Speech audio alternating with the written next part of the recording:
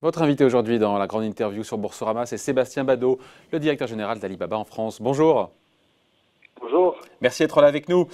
Bon, parlez-nous un petit peu de qu'est-ce que vous observez dans tous les pays qui ont déconfiné, parce que vous êtes présent partout évidemment, entre la Chine qui maintenant, ça fait un petit moment que ça a déconfiné chez eux, et ce qui se passe en Europe, vous voyez quoi? Est-ce que déjà sur la Chine, la consommation revient peu à peu? Parce que quand on voit les images, les restaurants ont l'air un peu clairsemés. Mais sinon, voilà, sur les grands magasins, voilà, qu'est-ce que vous voyez, même si vous êtes en ligne évidemment, mais qu'est-ce qu'on voit sur la conso? Est-ce qu'il y a eu un gros report? Est-ce que depuis le déconfinement, ce report s'est un peu essoufflé sur les ventes en ligne? Qu'est-ce qu'on voit sur la Chine? Moi, je pense que ce qu'on voit, c'est qu'on voit un retour clairement du commerce traditionnel. Pas 100% de ce que c'était pré-Covid, mais on doit être autour de 80-85%. Je crois qu'il y a une étude de McKinsey qui donnait ce chiffre à peu près là. Attendez, 85% en incluant les restaurants, les centres commerciaux et les magasins en Chine? Moi, je parlais surtout des centres commerciaux, du trafic et des ventes dans les. Mais c'est énorme. On est revenu à 85% ouais. du trafic dans les centres commerciaux en Chine? À peu près. Et nous, on en opère un certain nombre, dont une vingtaine qui s'appelle InTime. On opère aussi des supermarchés qui s'appellent Hema.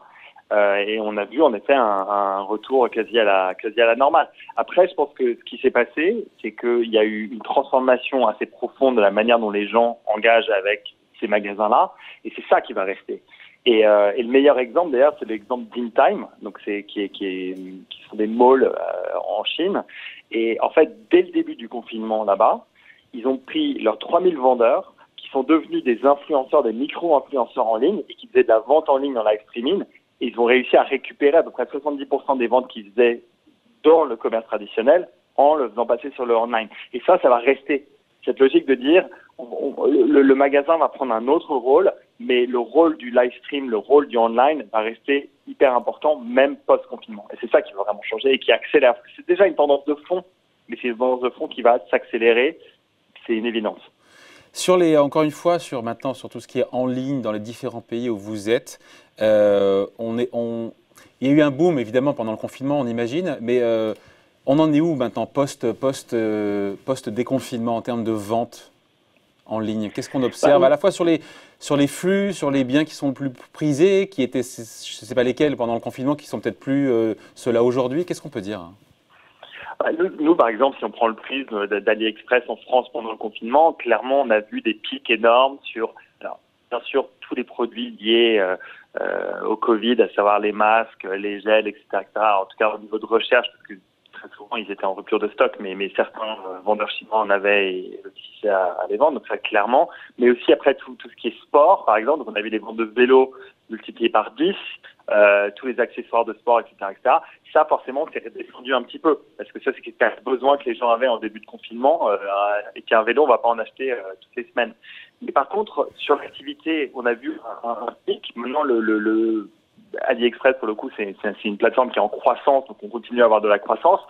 Il n'y a pas eu une redescente. Et en Chine, pareil, je pense qu'il y a eu beaucoup d'activités sur Tmall, donc qui est notre site de B2C, de commerce, pendant le confinement, mais qui continue de se développer. Maintenant, le vrai sujet, c'est de voir comment est-ce qu'on continue à développer des choses, notamment en Chine par le biais d'événements, parce que c'est ça qui drive énormément le commerce en Chine, puisqu'il est événementiel. Donc, par exemple, il y a une plateforme qui s'appelle Kaola, met une grande promotion pendant 24 heures, en utilisant plein d'influenceurs, etc. C'est ça qui revive le commerce. C'est ces événements-là, comme le 11/11 que fait Alibaba en novembre. Donc on redémarre les choses en utilisant un peu des stratégies qu'on avait auparavant et qui marchent encore très bien. Quels sont les pays en Europe qui redémarrent le plus en termes de commerce en ligne dans ce que vous voyez, vous, là où vous êtes présent? Nous, c'est un peu difficile. Nous, en Europe, on a un pays qui est un peu différent des autres acteurs de l'e-commerce. On est très fort en Espagne, on est très fort en France, en Italie. Donc c'est là où et il trouve que c'est quand même les trois pays qui ont été plus touchés. Et c'est sûr que c'est là où on a vu les pics. Mais c'est plus compliqué de comparer en fait avec l'Angleterre et l'Allemagne parce qu'on a une présence qui est moins importante là-bas. Donc je pense que en termes de baromètre, on n'a pas forcément la même vision. Par contre, ce qu'on a vu et qui est hyper intéressant aussi, et je prends l'exemple de l'Italie, parce que pour le coup, c'est là-bas qu'on l'a fait, c'est utiliser nos technologies pour aider à faire redémarrer le business et notamment le business B2B. Et là, on a lancé pour la première fois donc en Europe un salon en ligne autour de tout ce qui est santé et maison, où sur Alibaba.com et par le biais donc de partenaires aussi en Italie, où on a des acheteurs du monde entier qui vont pouvoir acheter des produits à des suppliers là-bas. Et ça, je trouve ça hyper intéressant aussi. Et dans ce qui va se passer demain, c'est la création de ces grandes plateformes en ligne et faire bouger des événements qui étaient des événements physiques dans le monde virtuel. Et ce qui s'est passé en Chine aussi, par exemple, on a fait la Shanghai Fashion Week, qui forcément n'a pas eu lieu la dernière. Et ben, elle a eu lieu en ligne et il y a eu 11 millions de personnes qui sont allées regarder les shows et les défilés. C'est ça aussi, c'est le monde de demain, c'est comment est-ce qu'on va faire en fait coexister, parce que je pense pas que c'est soit l'un soit l'autre, c'est faire coexister le physique et le digital, mais avec une part du digital qui est un peu différente. Ouais. Et sur les habitudes, encore une fois, de consommation, de comportement, en quoi est-ce qu'il y a vraiment un avant et un après, selon vous, pour le commerce en ligne? Parce qu'on a tous dit, oui, le grand gagnant, c'est le commerce en ligne, mais c'était par contrainte, par obligation, et il faut conserver ces nouveaux clients qu'on a réussi à avoir. Il faut les conserver maintenant qu'on va reprendre peu à peu notre vie normale. J'ai regardé une stat ce matin là, qui est sortie des États-Unis qui montrait que le commerce en ligne avait progressé plus dans les 8 dernières semaines que dans les 10 dernières années. De 2009 à 2019, on est passé de 5,6 à 16%, et on est passé de 16 à 27 en l'espace de 8 semaines. Ça redescendra probablement un petit peu, mais toutes les personnes qui étaient anti-e-commerce, etc., quand elles vont comprendre et voir le côté... Alors déjà, il y a tous ceux qui vont pas vouloir se rendre dans les magasins par peur ou autre. Après, il y a tous ceux aussi qui vont se rendre compte de la praticité et du fait que en fait, ça peut être un super complément à l'achat offline. Ça, c'est quelque chose qui va rester. Et puis l'autre chose, ce que je vous disais tout à l'heure, c'est que moi, je pense que ça va être un grand accélérateur. C'est que des tendances qui étaient déjà présentes, elles vont ne faire que s'accélérer. Et une autre annonce qui date d'hier, l'annonce dont vous avez dû parler, l'annonce de Facebook qui va faire un gros coup d'accélérateur sur l'e-commerce, touchant 2,3 milliards de personnes sur la planète par le biais d'Instagram, par le biais de Facebook, ça va aussi dans ce sens-là. Et le commerce que promeut Facebook, c'est un commerce ultra social qui est très similaire au commerce qui se passe en Chine sur nos plateformes.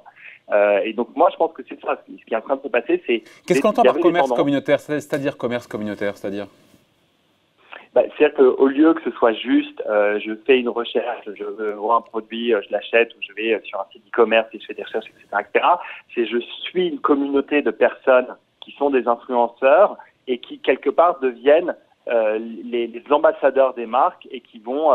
il y a un jeune chinois qui a 43 millions de followers qui, tous les jours, fait des tests de rouge à lèvres sur Internet. Et il vend des millions de rouges à lèvres. Et dès qu'il dit qu'un rouge à lèvres est bien, le rouge à lèvres cartonne. Et quand il dit qu'un rouge à lèvres n'est pas bien, le rouge à lèvres ne marche pas du tout. Et typiquement, cette personne est devenue, en l'espace de quelques mois, la personne la plus importante, plus que n'importe quelle campagne de publicité, plus que n'importe quelle promotion qu'on peut faire dans un magasin. C'est une seule personne, un live stream sur Taobao en Chine. On n'y est pas encore en Europe, mais je pense qu'il y a cette tendance-là. Et puis, comme les gens ont consommé énormément de médias et d'influenceurs, justement, par le biais d'Instagram, par le biais de YouTube et d'autres plateformes, ça va continuer, ça. C'est pas quelque chose qu'ils vont perdre du jour au lendemain. Donc, je pense que c'est ça qui va... On est à un début, mais clairement, il va y avoir une accélération de ces tendances-là. Avec des gagnants et des perdants, qui seront les gagnants, qui seront les perdants? On entend souvent évidemment les gagnants, les Amazon, enfin voilà, tous les gens du commerce en ligne, vous ou d'autres. Quels seront les gagnants, les perdants entre l'ancien et le nouveau monde et même au sein de la tech, au sein des sites de e-commerce? Mais moi, je pense que les gagnants, ce seront ceux qui auront la capacité à être le plus agile possible. C'est ça le sujet. Le sujet, c'est d'être agile et de transformer les modèles. L'exemple que je vous donnais sur InTime, qui est une chaîne de magasins, InTime est passé d'une chaîne de magasins à un acteur en ligne en l'espace de quelques semaines. Les organisations qui vont avoir la capacité en fait à avoir cette agilité-là, elles peuvent profiter de ce boom, puisque c'est un boom aujourd'hui qui n'existe pas. Il y a encore, toutes les places sont à prendre. Donc moi, je pense que le sujet, c'est de comprendre en fait les attentes du consommateur, comment est-ce qu'elles évoluent, et de réussir à répondre à ça. Au détriment, Sébastien Mado, du commerce de proximité ou pas? Non, je pense Le commerce de proximité, il va continuer à exister, mais c'est autre chose. Là, on parle plus quand je parle de rouge à lèvres ou quand je parle d'équipements de sport, etc., je parle pas d'une brique de lait. Je pense que ça, pour le coup, ces achats-là, ils vont revenir probablement dans le commerce traditionnel. Donc, ce sont les centres commerciaux alors qui sont visés? Ouais, moi, je pense que qui sont potentiellement en difficulté. Comment est-ce qu'il faut réinventer, mais ça c'est une question que se pose le retail depuis un bout de temps, c'est comment réinventer le retail, le réenchanter, l'expérience, recréer de l'expérience, voilà l'expérience. Mais maintenant il y a un deuxième sujet à ça. Il y a ce sujet-là et le sujet c'est comment est-ce qu'on fait un complément à ça en ligne et que le complément soit pas juste de l'e-commerce, mais que le complément soit aussi une expérience. Et c'est ça qui se passe quand la convergence des expériences, c'est ça. Exactement. Et quand vous pensez, si vous voulez, à la valeur que vous avez dans un centre commercial, etc., avec des vendeurs qui connaissent leurs produits sur le bout des doigts, etc., aujourd'hui, est-ce qu'on l'utilise vraiment aussi bien qu'on pourrait? Aujourd'hui, une vendeuse dans un grand magasin peut parler à un client à la fois, alors qu'en live stream, elle peut parler à 3000 clients à la fois. Quel est le plus puissant des outils? Et c'est ça qu'il faut... oui, sauf qu'en face à face, on a un conseil personnalisé. Moi, si on me parle à côté de 2900 autres personnes, j'ai pas le même... le conseil n'est pas pour moi. La même relation, oui, c'est sûr. Ouais. Mais in fine, d'un point de vue commerce, la personne que vous avez chouchouté, elle n'a pas le même pouvoir d'achat que les 3000 personnes à qui vous avez live streamé. Même s'ils dépensent moins. Moi, je pense qu'on a, comme vous parliez de moments charnières, oui, on a un moment charnière. Je pense qu'il y a des choses qui reviendront, mais il y a des choses qui vont changer de manière profonde. Et quand on parle d'accélération, moi, une des accélérations que je vois forcément, c'est mon prisme chez Alibaba, c'est l'accélération vers la Chine aussi. Donc, je parlais vers quoi, pardon, vers la quoi, vers la Chine. Ah. Et donc je parlais du B2B, donc ça c'est une chose, mais même en B2C, nous ce qu'on a vu aussi beaucoup pendant cette période, c'est deux choses, c'est des marques qui se posaient la question d'y aller et qui ont accéléré énormément leur développement parce qu'ils se disent il faut absolument qu'on y aille, parce que c'est là où la croissance va revenir le plus vite. Des marques qui ont augmenté leurs investissements, qui ont fait des lancements de produits, etc., pour profiter du fait que le marché chinois a redémarré avant les marchés européens, donc il y a eu cette accélération-là. Et puis après, ce qu'on voit aussi, c'est, et ça j'ai trouvé ça hyper intéressant dans cette période, et ça date d'il y a quelques jours, nous, une partie de notre activité est très liée au tourisme chinois. Et clairement, le tourisme chinois aujourd'hui est à zéro et il va prendre un certain temps avant de revenir. Mais nous, les équipes, on fait un travail extraordinaire avec les équipes du Château de Versailles. Et on fait un live stream justement sur Fliggy, sur Taobao, donc Fliggy qui est la plateforme de voyage, Taobao qui est la plateforme de commerce, pour faire une visite virtuelle du musée. Première fois qu'il était ouvert depuis le début du confinement. Et qu'est-ce que ça fait? Ça génère une vraie appétence pour les jeunes qui ne connaissent pas cet endroit et qui vont se dire mais il faut absolument que j'aille voir ça. Et donc oui, ils vont pas venir demain, mais c'est du marketing et c'est créer cette envie, cette demande pour demain. Ça aussi, c'est évident. Moi, je pense qu'il va y avoir une accélération vers la Chine parce que la Chine reste une opportunité phénoménale pour le développement des entreprises françaises, comme le tourisme chinois, qui, même s'il est aujourd'hui au point mort, reviendra à un moment ou à un autre et il faut préparer ce retour dès maintenant. Susciter le désir et faire converger les expériences. Juste, il ne nous reste même pas une minute.